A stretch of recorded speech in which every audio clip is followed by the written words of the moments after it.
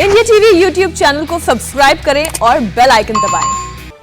नमस्कार, आप देख रहे हैं इंडिया टीवी। आपके साथ मैं हूं मीनाक्षी जोशी और इस वक्त की सबसे बड़ी खबर और सबसे राहत पहुंचाने वाली खबर, काबुल से भारतीयों को लेकर और उनको बचाकर सुरक्षित लाने के लिए मोदी सरकार अपने बड़े मिशन पर काम कर रही है और एयरफोर्स का ग्लोब मास्टर 148 भारतीयों को लेकर काबुल से जामनगर पहुंच गया है। जामनगर में लैंडिंग की ये पहली तस्वीर आप देख रहे हैं इंडिया टीवी पर। जामनगर से भारतीयों को लेकर C-17 globe master Indian airbase आएगा, लेकिन उससे पहले की ये तस्वीर आप देखिए, ये जामनगर की तस्वीर है जहां पर इन सभी यात्रियों को इन बसों में बैठाया गया है और इनके चेहरे पर जरा सुकून देखिए, राहत देखिए। आजादी की हवा में सांस लेने का मतलब क्या है, ये भारत पहुंचकर महसूस होता है। ये तस्वीरें आप देखिए।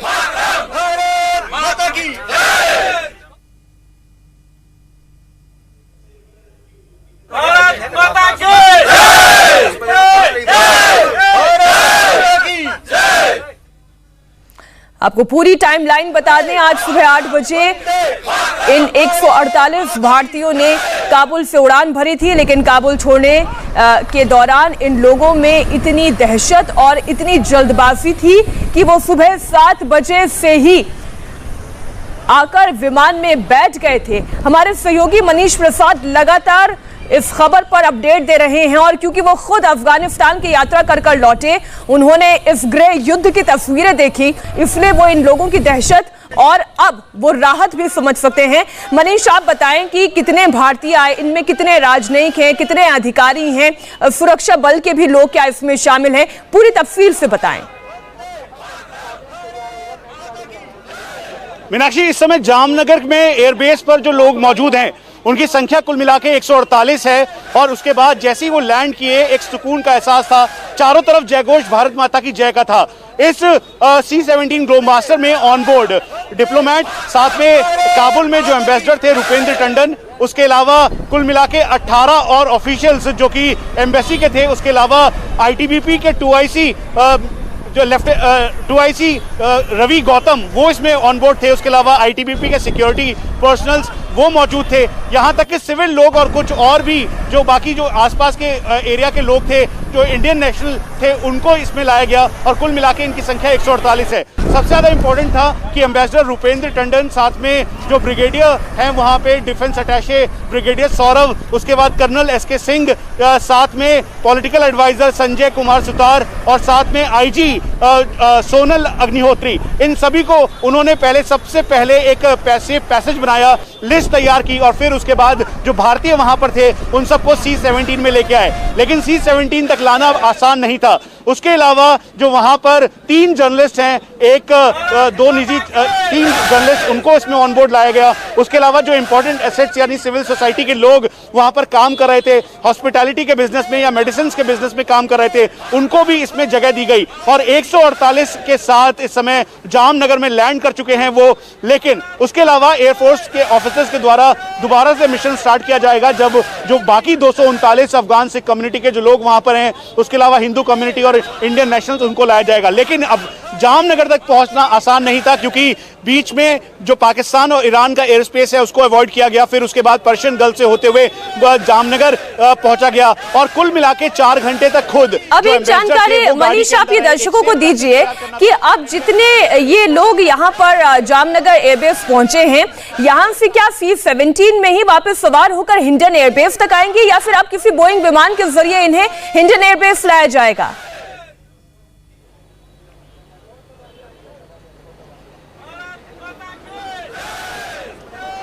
मीनाक्षी, हम आपको बता दें कि दरअसल जामनगर में लैंडिंग के बाद, क्योंकि जामनगर में रिफ्यूलिंग होनी है और उसके बाद यहां पर लाया जाएगा, इसीलिए यहां पर सभी को टेक ऑफ लैंड करने के बाद जामनगर में उतारा गया। अगर आप देखें तो ITBP के जो ऑफिशियल्स हैं वो यहां पर आ चुके हैं हिंडन एयरबेस पर और यहीं से लाने के बाद उनको अलग अलग जगहों पे ले जाया जाएगा। हमें बताया गया कि DG ITBP खुद उनसे मुलाकात करेंगे, उन सभी जिसमें 2IC रवि कुमार गौतम भी शामिल हैं, उन सबसे मिलेंगे। उसके अलावा MEA में एक बड़ा डेलीगेशन होगा जहां पे इन सबसे मुलाकात की जाएगी। जो अभी के सिनेरियो है उसमें जामनगर से यहां पर फ्लाईबैक करने के बाद हिंडन एयरबेस पर लाया जाएगा। मीनाक्षी, और ये वापसी भी C-17 ग्लोब मास्टर से ही होगी। मनीष, जो अभी तक इनिशियल जानकारी मिली है वो C-17 ग्लोबमास्टर से ही है, क्योंकि इसमें जहां 148 वो लोग हैं जो कि अफगानिस्तान से यानी काबुल से के अलग अलग इलाके से थे और फिर उनको लेकर यहां आया गया, साथ में एम्बेसी के लोग हैं, तो उसके अलावा करीबन 100 की संख्या में गरुड़ कमांडोज भी हैं जो पूरी तरीके से इक्विप्ड थे। तो जामनगर में लैंड करने के बाद ग्लोबमास्टर के जरिए ही यहां पर लाया जाएगा। अभी बिल्कुल मनीष, ये 3 तस्वीरें इस वक्त हम इंडिया टीवी के दर्शकों को दिखा रहे हैं। पहली तस्वीर वो जब जामनगर में इंडियन एयरफोर्स का C-17 ग्लोबमास्टर विमान लैंड किया, और उसके बाद दूसरी तस्वीर आप देख रहे हैं जहां पर वतन वापसी के बाद लोगों के चेहरे पर खुशी नजर आ रही है, राहत की सांस वो ले रहे हैं। तालिबान के चंगुल से मानो कि आजाद होकर लौटे हैं, क्योंकि एक डर और दहशत का माहौल अफगानिस्तान की सड़कों पर दिखाई दे रहा है। अनरेस्ट की सिचुएशन है, गृह युद्ध की स्थिति आपने देखी, और अब जब ऐसी हलचल से निकलकर ये लोग भारत की सरजमी पर पहुंचे तो जाहिर है वो राहत भी मिलनी थी, और भारत माता की जय जयकार हुई, भारत माता की जय के नारे बुलंद किए गए। एक बार वीडियो का वो हिस्सा हम आपको सुनाते हैं और मनीष से हम फिर वापस बात करेंगे।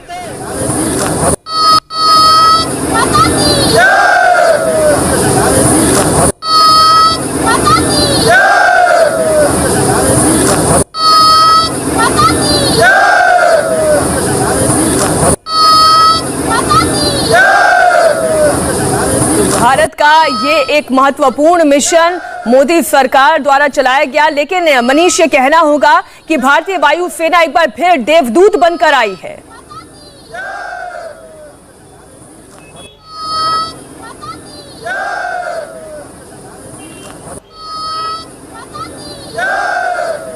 मनीष, मैं दोबारा अपना सवाल दोहरा रही हूं, ये बात हमें बार बार कहनी होगी और नहीं भूलनी होगी कि सरकार की प्राथमिकताएं तो बहुत ही क्लियर हैं ही, लेकिन साथ ही भारतीय वायुसेना एक बार फिर देवदूत बनकर सामने आए। फिर चाहे हम ऑपरेशन मैत्री की याद हम दर्शकों को दिलाएं या फिर आज की ये जो तस्वीर इस वक्त जो दर्शक देख रहे हैं।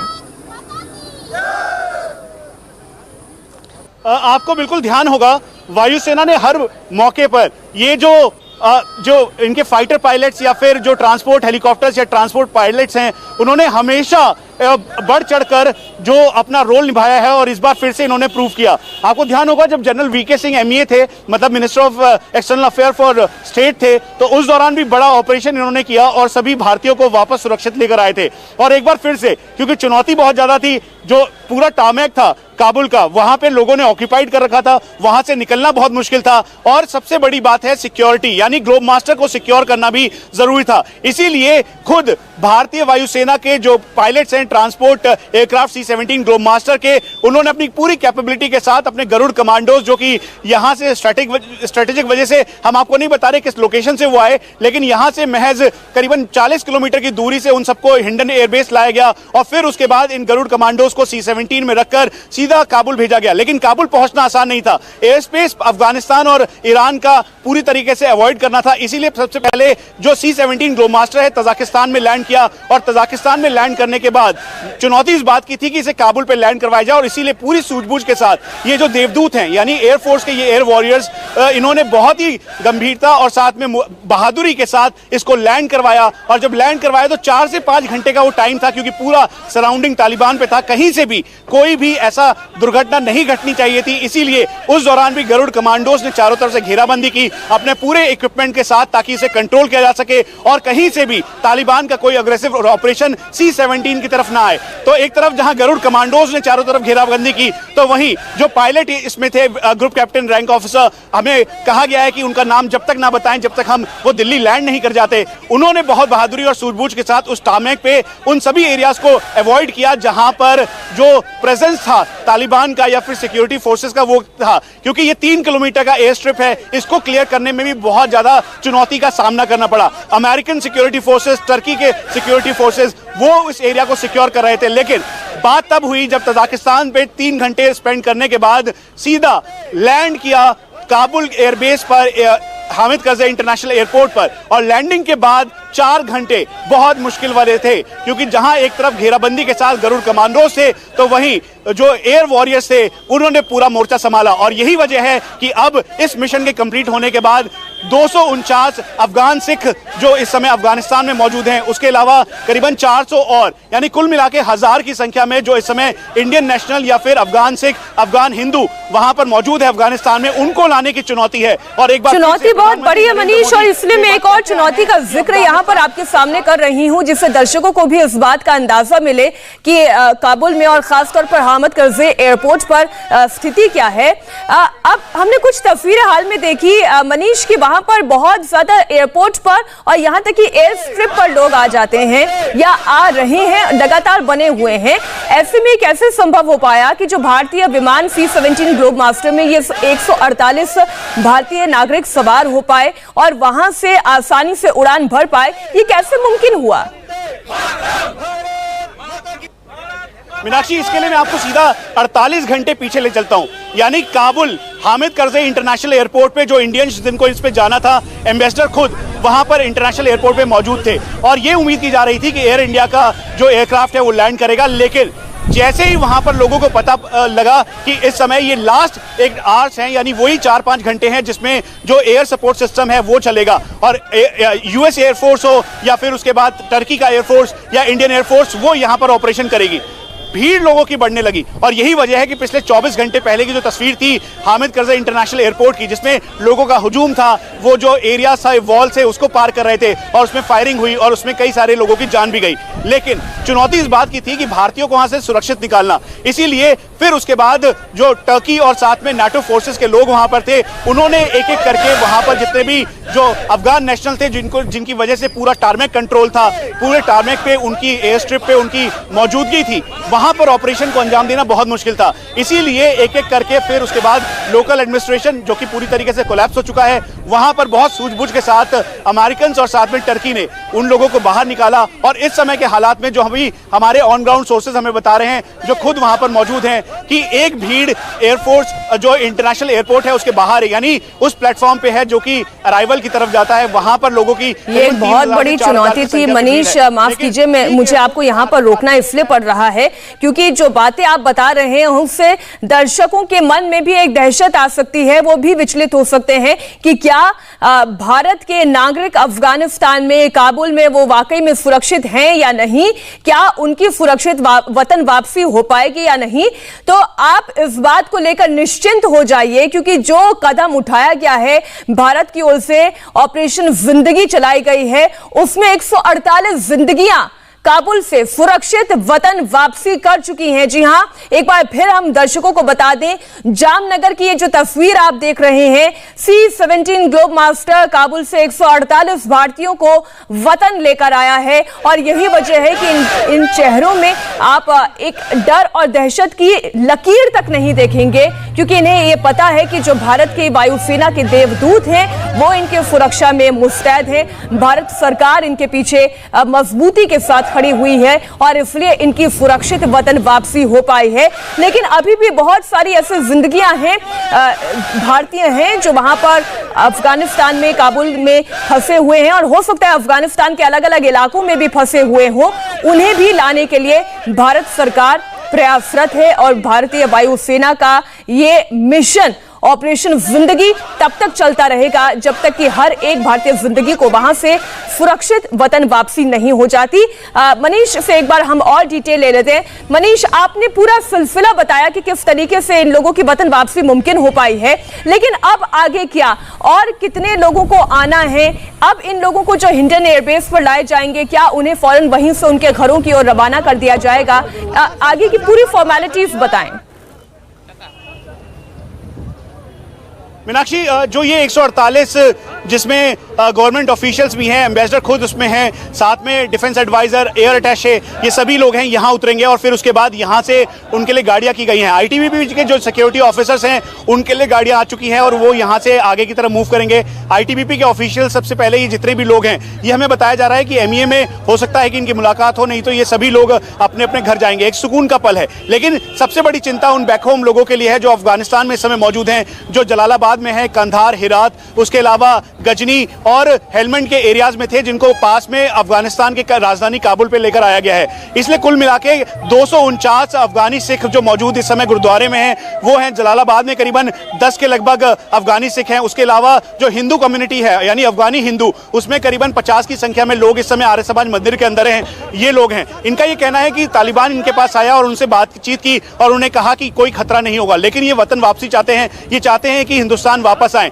इसीलिए कुल मिला के 400 की संख्या में ये लोग हैं। और उसके अलावा वो हिंदुस्तानी लोग हैं जो कि मेडिकल फार्म में काम कर रहे थे। जैसे मान लीजिए SRL वहां पे काम कर रही थी, जो कोविड के टाइम पे उन्होंने बहुत इंपॉर्टेंट काम किए, तो SRL के करीबन 10 एम्प्लॉयज वहां पर हैं। उसके अलावा जो बाकी कंपनीज हैं या फिर टूरिस्ट कंपनीज और साथ में जो व्हीकल ट्रांसपोर्ट सिस्टम था वहां पे काम करने वाले कुल मिला के 1000 की संख्या में इस समय भारतीय अफगानिस्तान में हैं, जिनको लाने के लिए एक बार फिर से गवर्नमेंट तैयारी कर रही है ताकि ग्लोब मास्टर को दोबारा भेजा जाए 2 की फॉर्मेशन में। लेकिन सबसे बड़ी चुनौती है कि टामे को क्लीन किया जाए और फिर उसके बाद ही भेजा जाए, क्योंकि यहां से लेकर 2 घंटे की फ्लाइट है और 1 घंटा 5 मिनट जो अफगानिस्तान है वो हमसे समय में पीछे है। इसीलिए उस एरिया को सिक्योर करने के लिए जो लोकल एडमिनिस्ट्रेशन है वो तालिबान के हाथ में है। एक लंबी नेगोशिएशन कल भी चली थी और यही उम्मीद की जा रही है कि उन्हीं भारतीयों को वापस लाने के लिए एक बार फिर से लंबी नेगोशिएशन चलेगी। बिल्कुल बिल्कुल, ये ऐसा लगता है कि आंखों के सामने एक ऐसी तस्वीर इन भारतीयों की थी जहां पर उन्हें लग रहा था कि क्या तालिबान की दहशत के आगे उन्हें मजबूर होना पड़ जाएगा। लेकिन उसी वक्त आप ये सोचिए, भारत की देवदूत वायुसेना के जवान काबुल पहुंचे, इन्हें मजबूती के साथ सुरक्षित वतन वापसी कराई गई है। 148 भारतीयों को काबुल से वतन वापसी का रेस्क्यू ऑपरेशन बहुत मुश्किल भरा रहा और बहुत ही चैलेंजिंग था। C-17 ग्लोब मास्टर कल ही काबुल पहुंच गया था। कई घंटों तक उसे काबुल एयरपोर्ट पर उतरने की इजाजत नहीं मिली थी। काफी देर तक ग्लोब मास्टर हवा में उड़ता रहा, जैसा हमारे संवाददाता मनीष प्रसाद बता रहे हैं। लेकिन भारतीय एयरफोर्स का हौसला बुलंद रहा, वो वक्त का इंतजार करते रहे और जैसे ही मौका मिला हमारे जाबाज 148 हिंदुस्तानियों को लेकर वो वतन लौट आए।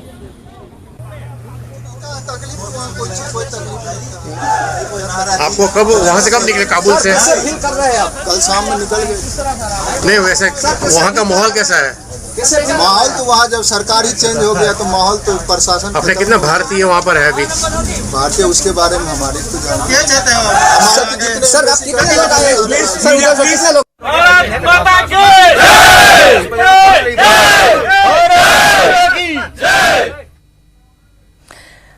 सोचिए क्या परिस्थिति रही होगी उस वक्त जब नीचे हामिद करजई एयरपोर्ट पर लोगों की बेतहाशा भीड़ दौड़ रही हो। जरा सोचिए उस मंजर को, क्या स्थिति रही होगी उस वक्त जब वायुसेना के पायलट लगातार इस ताक में थे कि कब उन्हें वो एयर स्ट्रिप खाली मिलेगी, कब वो वहां लैंड करा पाएंगे, कब अपने लोगों को वो सुरक्षित वतन वापसी करा पाएंगे। जरा सोचिए उस वक्त का मंजर कितना डरावना होगा, जो वहां पर मौजूद 148 भारतीय राह तक रहे होंगे कि कब उनके लोग उन्हें लेने के लिए आएंगे, भारतीय वायुसेना पहुंचेगी और उन्हें वतन वापसी करा पाएगी। जाहिर है बहुत मुश्किल यह समय रहा होगा, बहुत चिंताजनक। एक एक पल इस वक्त काबुल में काटना मुश्किल होगा इन तमाम भारतीयों के लिए। मनीष, एक एक सेकेंड, एक एक पल बहुत मुश्किल से बीत रहा होगा।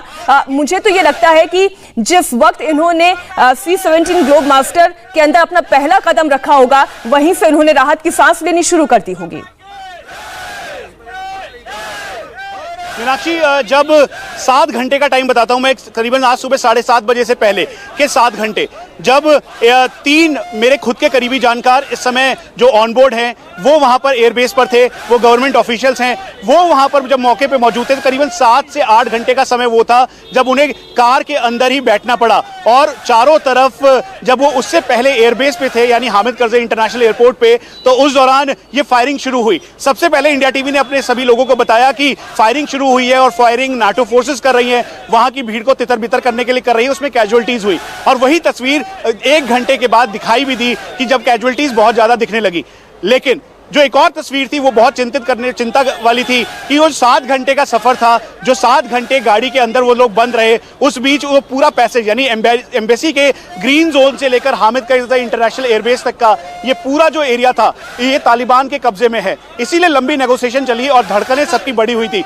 परिवार के लोग जो यहाँ पर थे, उनके घर के लोग, चाहे वो डिफेंस एडवाइजर हो या फिर एम्बेसडर खुद वहाँ पर हो, जिन्होंने, आपको ये भी बता दें कि मीनाक्षी, जो एम्बेसडर रुपेंद्र टंडन है वो इनका 3rd टेन्योर है अफगानिस्तान में, और इसीलिए उन्होंने सारे 96 2001 का टाइप भी देखा, ईरान का चाबार फोर्ट भी देखा, चाबार पोर्ट भी देखा, और वो सारी कंडीशनिंग समझते थे। इसीलिए इंडिया की एम्बेसी सबसे आखिरी एम्बेसी थी जो ये चाहती थी कि वो जब तक स्थिति और खराब ना हो पूरी तरीके से कंट्रोल करके अफगानिस्तान का साथ दे। लेकिन और इसलिए मनीष, मैं बार बार ये कह रही हूं कि भारतीय वायुसेना देवदूत है, वो दूत बनकर लौटी है और इन 148 जिंदगियों को सकुशल वतन वापस लेकर आई है, और यही वजह है कि हर किसी के जुबान पर इस वक्त भारत माता की जय जयकार है। एक छोटी सी ब्रेक के लिए हम रुक रहे हैं और इसी खबर पर हम लगातार बने हुए हैं। कुछ और अपडेट्स के साथ फौरन लौटते हैं। नमस्ते, मैं हूं मीनाक्षी जोशी। वीडियो और खबरों से अपडेट रहने के लिए India TV YouTube channel subscribe करें, बेल आइकन दबाना ना भूलें। जुड़े रहें इंडिया टीवी के साथ।